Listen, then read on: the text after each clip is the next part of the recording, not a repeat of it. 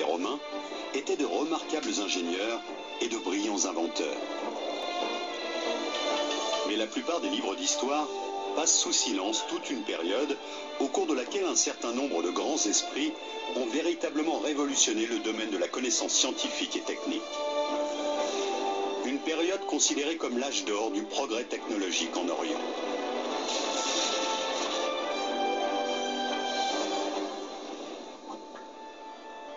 L'Orient reste bien souvent un univers auréolé de mystères, dont les Occidentaux ignorent généralement l'histoire. On sait pourtant aujourd'hui que les technologies et les sciences qui constituent la base même de nos sociétés industrialisées sont le lointain héritage d'une grande civilisation qui régnait il y a plus de 1000 ans sur le Proche et le Moyen-Orient. Une civilisation qui connaissait déjà l'ordinateur de poche et qui n'avait pas attendu l'arrivée du GPS pour se repérer dans l'espace. Qui avait inventé de gigantesques machines hydrauliques capables de dompter les forces de la nature pour transformer le désert en une succession de riantes oasis. Dont les ingénieurs étaient parvenus à mettre au point des dispositifs qui restent au cœur de bon nombre de machines actuelles. Une civilisation très en avance également dans le secteur de l'armement, qui a inventé les premiers uniformes à l'épreuve du feu et la première torpille, capable d'atteindre un vaisseau ennemi à 1 km.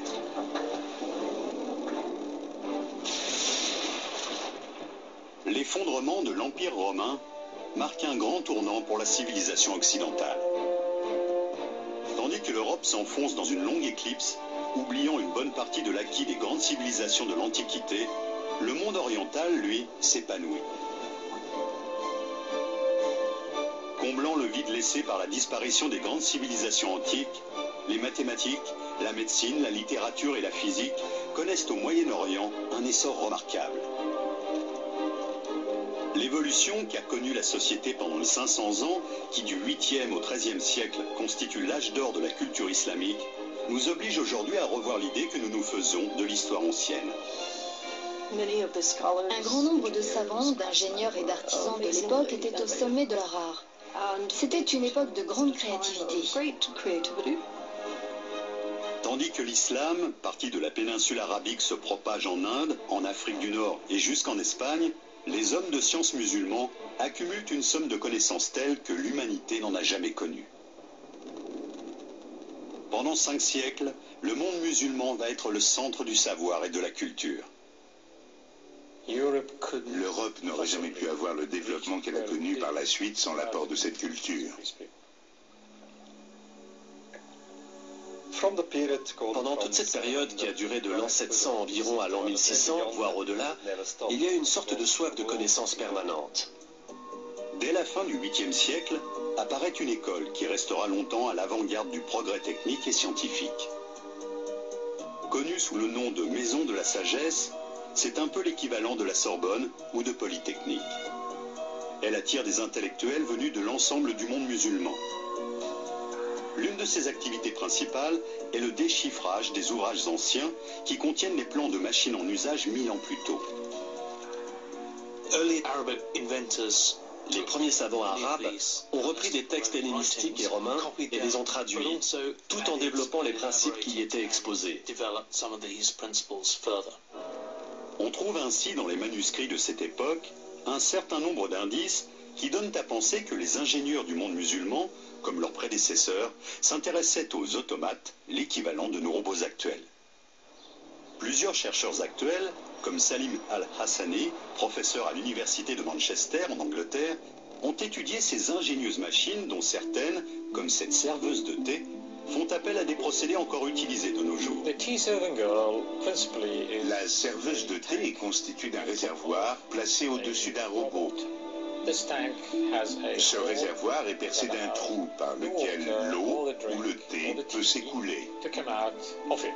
Ce système permet de contrôler le débit de la machine, ce qui devait beaucoup étonner et amuser l'assistance. Le réservoir est rempli d'eau ou de thé qui tombe ensuite goutte à goutte dans un récipient à un rythme constant. Lorsque le liquide atteint un certain niveau, au bout de 7 minutes et demie exactement, il s'écoule dans le verre que la serveuse tient à la main. Le poids du verre plein déclenche un mécanisme qui fait descendre la figurine. Une porte s'ouvre Et la serveuse propose le verre à l'invité ébahi.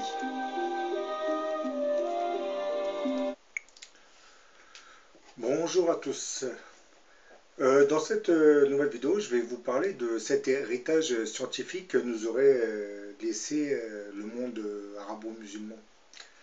Dans son essai sur l'histoire universelle, Voltaire disait dans nos siècles de barbarie et d'ignorance qui suivirent la décadence et le déchirement de l'Empire romain, nous reçûmes presque tout des Arabes, astronomie, chimie, médecine et surtout des remèdes plus doux et plus salutaires que ceux qui avaient été connus des Grecs et des Romains.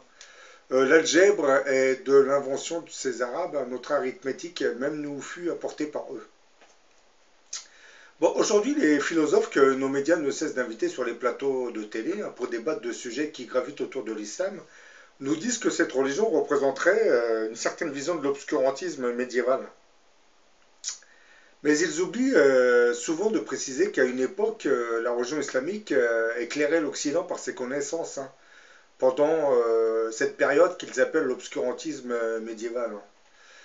Dans sa monumentale histoire des sciences, Georges Sarton nous expliquait comment, après les Égyptiens, les Sumériens, les Grecs, les Romains, les Byzantins, les savants du monde musulman, persans, arabes, berbères, musulmans, juifs et chrétiens, avaient dominé toutes les branches du savoir de leur époque, en une suite ininterrompue, de l'an 750 après Jésus-Christ jusqu'à l'an 1100.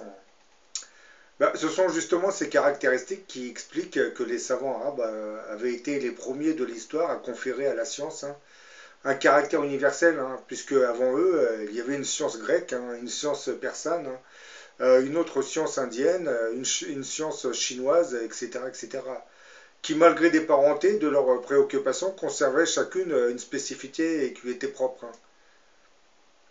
Le monde arabo-musulman avait en fait regroupé toutes ces connaissances et sciences pour lui attribuer un caractère universel. Il en avait fait en fait une synthèse qui approchera progressivement l'Europe moyenâgeuse. Et grâce à son expansion fulgurante, l'islam finira par intégrer un vaste empire qui, partant de l'Arabie en l'an 700, s'étendra vers l'ouest jusqu'à l'Espagne et vers l'est jusqu'aux portes de la Chine. En approchant de la Chine, les musulmans apprendront à connaître les vertus de la médecine chinoise qui, à l'époque, soignait grâce à l'emploi d'une multitude de plantes aux vertus thérapeutiques. La poudre, c'est un autre produit que les musulmans apporteront de la Chine, ramèneront. En effet, la poudre noire était une invention chinoise. Son rôle dans l'histoire avait été aussi déterminant que celui du papier et de l'imprimerie, dont l'invention remonterait aussi à la Chine antique. La poudre de couleur noire ou grise inventée par les Chinois était un mélange de charbon de bois, de salpêtre, nitrate de potassium et de soufre. Ce mélange avait une force explosive très inférieure à celle de la poudre que nous fabriquons aujourd'hui. Mais bon, il faut quand même préciser que même si elle était moins forte, moins puissante que la poudre actuelle, on l'aurait quand même utilisée dans le domaine militaire à l'époque. À l'origine, la poudre noire était désignée en chinois par le nom duo yao, c'est-à-dire drogue à feu. Les composants qui servaient à sa fabrication, le soufre et le salpêtre, étaient souvent utilisés comme remède sous la dynastie des Han. La poudre elle-même était considérée comme un traitement efficace contre la gale, les rhumatismes et les maladies infectieuses et parasitaires. La composition exacte de la poudre nous avait été donnée pour la première fois dans un traité militaire chinois, le Yuijing Zhonziao, qui datait de l'an 1044 après Jésus-Christ. Son usage à des fins militaires datait de la même période. Elle aurait d'abord été utilisée pour fabriquer les premières bombes, des grenades à poudre noire, puis les premières armes à feu. L'invention de la poudre noire se serait ensuite propagée de la Chine vers les pays arabes dès le 8e et 9e siècle. Comme pour le papier, le secret de fabrication de la poudre et des armes à feu aurait été transmis à l'Europe au XIIIe siècle par l'intermédiaire des Arabes. On ne peut pas dire que ce soit la meilleure des choses que le monde musulman nous aurait transmis, mais bon. Pendant le règne du premier abbasside, Abu al-Abbas, la victoire de Talas en l'an 751, avait été l'occasion d'acquérir un certain nombre de techniques chinoises, dont celle de la fabrication du papier, entre autres, et en plus de la poudre. Le papier avait rapidement remplacé le parchemin dans le monde musulman. Des manufactures furent ainsi créées à Samarcande, Bagdad, Damas et Caire. Et tout comme Internet aujourd'hui, et comme l'imprimerie lors de la Renaissance européenne, le papier avait été un facteur déterminant pour la propagation du savoir dans le monde musulman. Et le papier, il faut le préciser, n'arrivera en Europe qu'au XIIe siècle après Jésus-Christ. Hein. Donc, comme vous voyez, les musulmans avaient déjà le papier bien avant qu'il arrive en Europe. Ben, les dirigeants musulmans de l'époque avaient ainsi encouragé la recherche scientifique et la diffusion du savoir. Hein.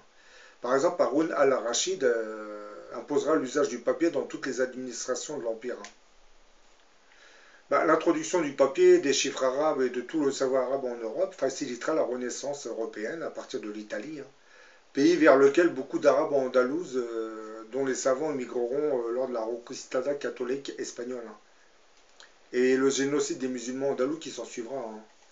Parce que comme vous le savez, les musulmans avaient conquis l'Espagne à partir du Xe siècle jusqu'au XIVe siècle. Hein. Ils sont restés plus de 4 voire 5 siècles. Hein.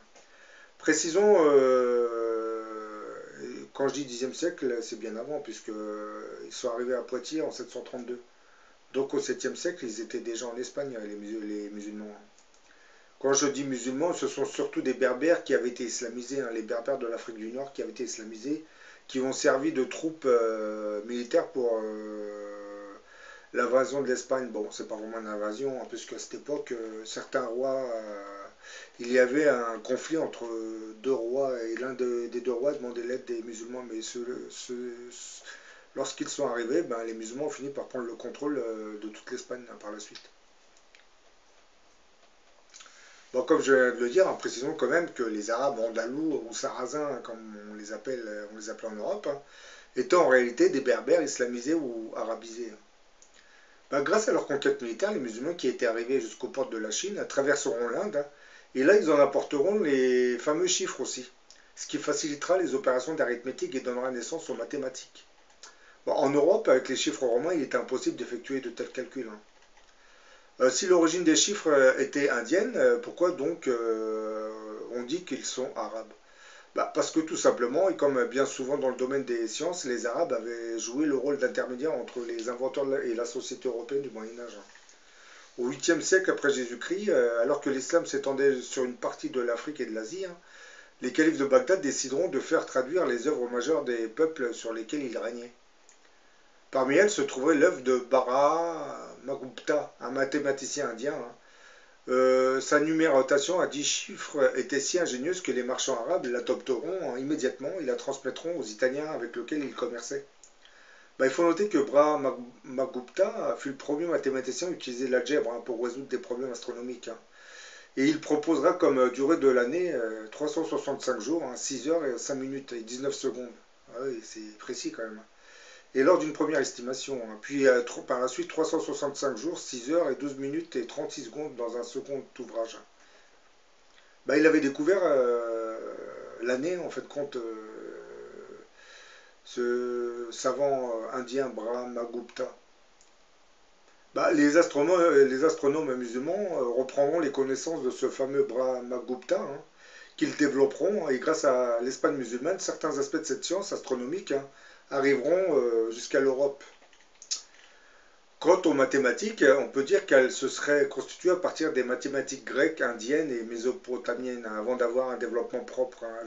Elles auraient été utilisées par les savants arabes comme auxiliaires d'autres disciplines telles que l'astronomie, les techniques de construction géométrique, hein, ou pour calculer des coordonnées géographiques. Hein. Précisons à ce sujet que la fermeture de l'école néoplatonicienne d'Athènes par Justinien hein, en l'an 529 amènera de nombreux savants grecs à s'exiler en Perse. Hein. Et l'enseignement grec qui s'y développera dans cette région deviendra un siècle plus tard, du moins fera partie intégrante du monde musulman, du monde arabo-musulman. Bah, par la suite, une grande campagne de traduction permettra entre autres de prendre connaissance des auteurs grecs comme Euclide, hein, Ménéléos hein, ou Archimède. Hein. Donc on peut dire que grâce à ces traductions, les savants musulmans développeront certaines sciences comme la géométrie, l'astronomie, les mathématiques qu'ils vont découvrir dans ces ouvrages grecs. Et certains ouvrages indiens aussi. Hein. Donc on peut dire qu'une partie de la base scientifique qui se développera dans cette Europe du XVIIe siècle hein, aura été apportée par le monde musulman, hein, y compris les bases de ce qui deviendra la médecine moderne. Hein. Bah, le monde arabe connaissait aussi la médecine au Moyen-Âge, hein, grâce à des personnages tels que Avicenne. Hein. Oui, bon, vous connaissez avec l'hôpital Avicenne, hein, auteur de l'encyclopédie médicale Qanun ibn Nafis, hein, qui décrivait déjà la circulation sanguine pulmonaire. Et oui, c'est pour vous dire. Hein. Et les premiers hôpitaux du monde arabe servaient à la fois d'école de médecine et de lieux de soins. Ils étaient ouverts à leur début pour soigner les lépreux, puis par la suite évolueront pour traiter les maladies du corps humain comme celles de l'esprit. Hein. Les savants musulmans développeront, entre autres, l'anesthésie. Eh oui. L'anesthésie qui était pratiquée dans l'Antiquité par l'ingestion d'opium, de mandragore ou de diverses autres substances donnant envie de dormir. Hein. Avait été perfectionnée par l'utilisation par les musulmans d'une éponge imbibée par un mélange de ces substances. Sécher cette spongia somnifera, comme elle sera appelée, permettra aux chirurgiens arabes d'opérer en soumettant le patient aux vapeurs de l'éponge humidifiée avant l'emploi et qui plongeait les patients dans un état proche de l'anesthésie générale, mais qui ressemble plutôt à un état analgésique accompagné de perte de conscience. Bah, on y découvre aussi le fonctionnement de la petite circulation pulmonaire et de la circulation sanguine. La dissection était aussi pratiquée, hein, c'est ainsi que des connaissances anatomiques nouvelles furent faites par les savants musulmans. Hein. Bah, les Arabes traduiront entre autres les traités de Dioscoride hein, et feront progresser la pharmacopée. Hein. Par exemple, le mot sirop est d'origine arabe. L'utilisation des alambics permettait d'extraire des substances telles que l'essence de rose, hein, l'eau de fleur d'oranger. Hein. Et les Arabes perfectionneront aussi le raffinage du sucre hein, qui était venu de Perse et introduiront la confiserie dans l'alimentation et la conservation des végétaux. Hein. On leur doit aussi l'extension jusqu'à l'Atlantique de la culture de la canne à sucre, hein, du riz et du coton. Ben là, comme vous voyez, hein,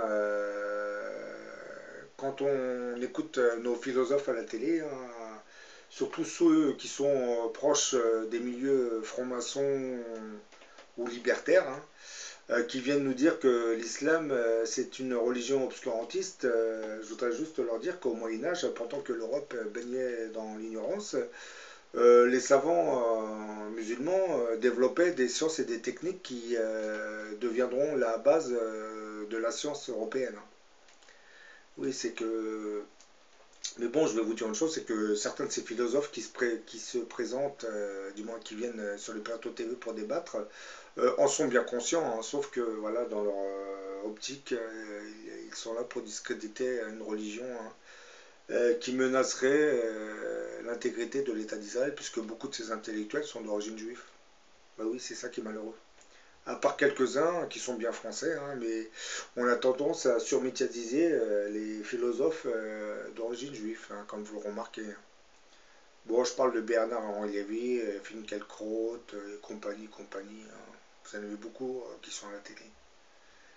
Mais bon, je ne veux pas m'éterniser sur l'origine ethnique de ces philosophes, hein, parce que la thématique de la vidéo, c'est l'héritage scientifique que nous avait apporté la religion islamique. Hein. Bon, qu'est-ce qui s'est passé par la suite? C'est que il y a eu une sorte de décadence au niveau de l'Empire musulman. Hein. À partir du XIIIe, XIVe siècle, vous avez des conflits internes entre certains souverains musulmans qui vont affaiblir l'Empire, et ce qui permettra à certaines puissances d'en profiter pour intervenir dans certains de ces pays. Et l'âge d'or du monde musulman s'écroulera tout doucement, hein, comme vous le savez, hein, parce qu'à partir du XVe siècle, l'Empire ottoman va reprendre le contrôle de certaines régions musulmanes. Hein. Puis par la suite, à partir du XVIIIe siècle, beaucoup de ces pays arabes seront colonisés à leur tour hein, par les puissances européennes, puissances coloniales européennes. C'est un peu ironique quand même que les Européens ont développé une science qui avait été à l'origine transmise par les savants musulmans. Hein. Et grâce à cette science, ils ont réussi à se doter puissance de guerre qui va leur permettre d'envahir le monde musulman. Puisque comme vous le savez, la poudre avait été ramenée par les Arabes de la Chine. Elle est arrivée jusqu'en Europe grâce aux marchands arabes. Et à partir de là, les Européens vont travailler sur cette poudre pour en faire un armement qui, comme vous le savez, à partir du XVIIIe siècle, leur permettra de coloniser les pays musulmans. Quand je dis les pays musulmans, je parle de l'Afrique francophone, et puis je parle aussi du continent américain, puisque le colonialisme avait bien commencé par les Espagnols, lorsqu'ils ont découvert l'Amérique latine. Puis par les Britanniques, lorsqu'ils ont commencé à coloniser plusieurs terres sur cette planète. L'Australie, les Indes, le continent nord-américain, puisque ceux qui ne connaissent pas l'histoire américaine, à l'origine, les États-Unis n'existaient pas, c'était une colonie britannique. Et lorsque les colons européens ont commencé à émigrer, du moins à arriver massivement sur ces terres, ils ont commencé à se révolter contre l'autorité britannique. C'est la fameuse guerre d'indépendance américaine, et qui se terminera par la victoire des insurgés américains en 1776. Les Britanniques quitteront ce vaste continent, et les insurgés développeront, du moins constitueront les États-Unis d'Amérique, mais ça ne se fera pas tout de suite. Puisqu'au début, ils vont commencer par unifier les premiers États de l'Est. Par la suite, à chaque fois qu'ils vont avancer vers l'Ouest, ils vont intégrer les nouveaux États dans la Constitution. Bon, je vous dis à la prochaine pour notre vidéo. Par contre, je vais vous mettre le lien de la vidéo qui m'a servi de thématique. Cette vidéo qui parle des sciences musulmanes. Vous trouverez le lien en dessous de la vidéo en bleu.